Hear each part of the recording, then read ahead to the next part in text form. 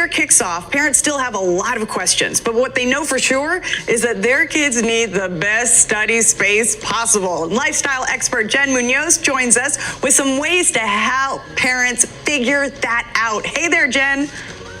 Hello. Yes, we've had a full house this morning, I feel like, with all the conversations happening in every room, right? Right. So, starting out, what should parents think about? What should they consider when planning that study space for their kids? Yeah, so I think the first thing is taking into consideration your kids' ages. If they work well together, do you have an older one that can help the younger one so that mom and dad can keep working, those sort of things. Like, what's your budget for this space? How much space can you dedicate inside your house for study? And is it something that can be permanent, or does it have to be something that's more flexible so it's like a mixed use space?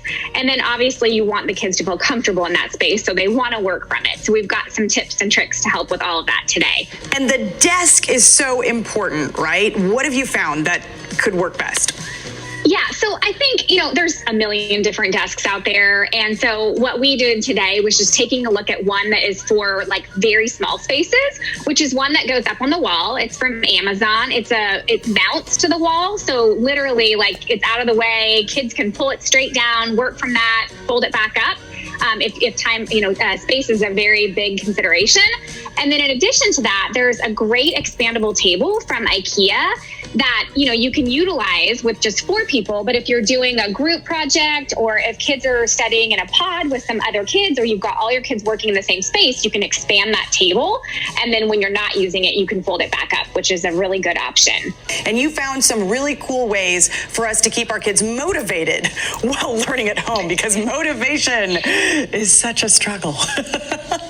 Yes, absolutely. So there's a couple things, like just from a collaboration standpoint, Whiteboard Box is a really good option for kids, parents, tutors, whatever it is, to get online and they can actually see the same thing at the same time and work in a whiteboard.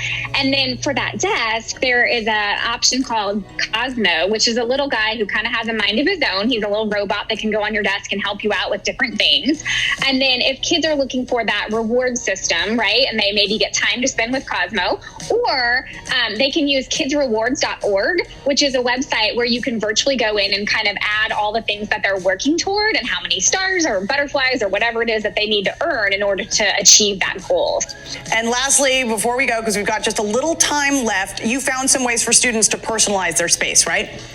Yeah, so I think, IKEA has great options, as well as Amazon and Target and all of those companies, where not only can you personalize your desk space, but if you have some fun things, like IKEA's got that hopscotch rug, right? So kids can get off, they can burn off a little steam, like jump up and kind of run around and have a little brain break. Or if they're a reader, you can get them a great cozy chair that goes in the corner so that when they are doing that language arts or reading time, they have a really safe, cozy space in their house to be able to cuddle up and just read, which is also great. So, lifestyle expert Jen Munoz, thank you so much for helping us get the year started right.